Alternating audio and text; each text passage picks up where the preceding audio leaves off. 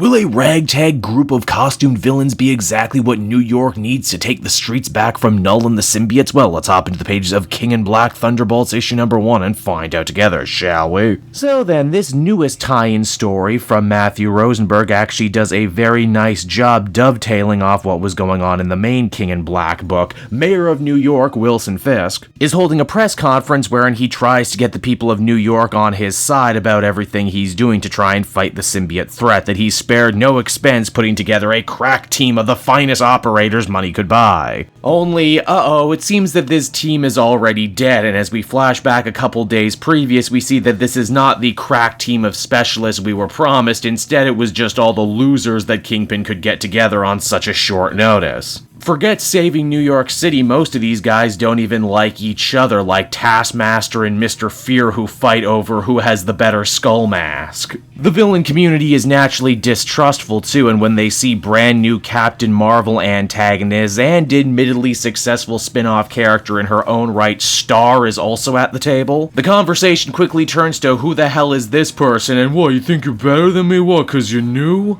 Short answer, yes, she is actually better than most people at the table right now. Fisk has brought her along as the one true ringer, and considering that last time I checked she had absorbed an Infinity Stone over in the Captain Marvel book, if this team is actually going to pull off the mission that Fisk is sending them on, it's going to be because they have her. Here's the rub though, because they're working for the mayor of New York City, they have to agree to sign a non-disclosure agreement and actually do this mission without their masks, which is a cool gimmick, though admittedly I had a hard time figuring out who was who sometimes. It's on their way into the blighted cityscape following Null's invasion that we actually get some fun little banter back and forth between everyone, like, hey, why do they call us the Thunderbolts? There's lightning bolts, there's thunderstorms, a thunderbolt isn't a thing. Also, why is Fisk running the Thunderbolts? I thought they were a government outfit. Well, I heard Baron Zemo the Nazi used them to pretend to be superheroes to take over the world.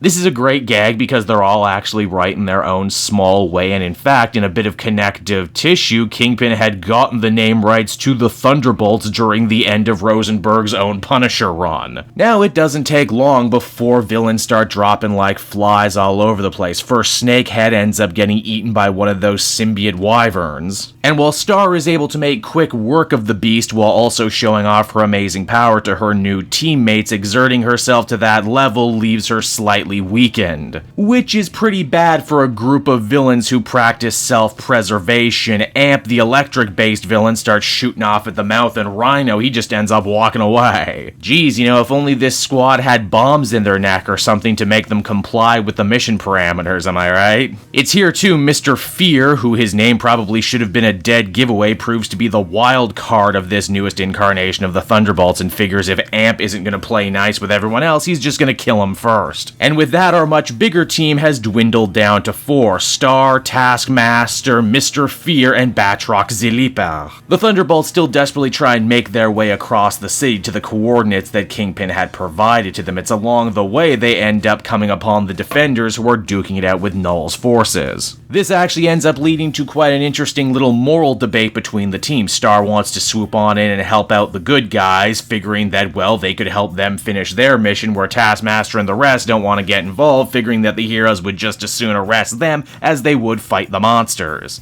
So much for alien invasions bringing everyone together, am I right? It's not long, though, before the Thunderbolts have their own symbiote monster to deal with. Taskmaster cuts its head off, only to realize, hey, wait, there's a guy in that black goop. In fact, it's a familiar guy. It's Amp. It seems that the suit picked him up and is now wearing it. This revelation actually leads to quite an interesting conversation between the teammates, as we discover that not everyone actually understands what the deal is with Venom and the symbiotes, and I mean, really, why would they? This tussle with the monster, though, ends up alerting a bunch of the other symbiotes, and from here we basically get a giant zombie movie now, as the team is forced to run through the rest of the city to find a boat to take them to their destination. Why, we even get that old zombie movie trope where Batroc falls behind, gets on the boat, and the rest of the team don't trust that he hasn't been bitten and is just lying about it. Now, where exactly has Fisk sent the Thunderbolts? Well, to someone who he thinks may very well be able to help turn the tide against Null and the invasion, and that person is currently in Ravencroft Asylum. Yep, that's right, everyone. It's Norman Osborn, who, if you've been reading the Spider-Man books recently, will know has actually kinda sorta become a good guy right now.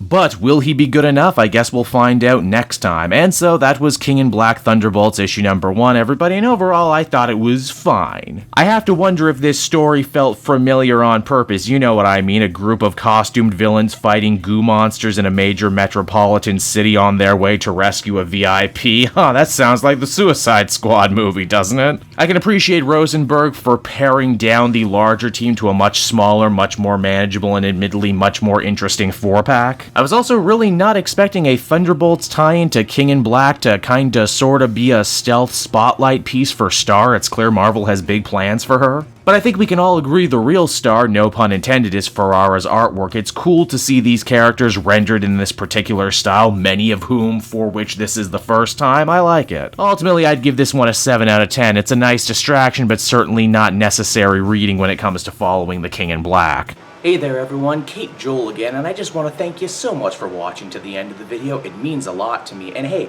if you enjoyed the book I covered in this issue and want some comics of your own, might I recommend Book Depository? It's my #1 place for shopping for comic book trades. You get a great price, and if you use my link down in the description, you'll actually be helping me out at the same time. You get something, I get something, everybody wins, right? So until next time everyone, I've been Joel, and I will see you in the next video. Bye-bye.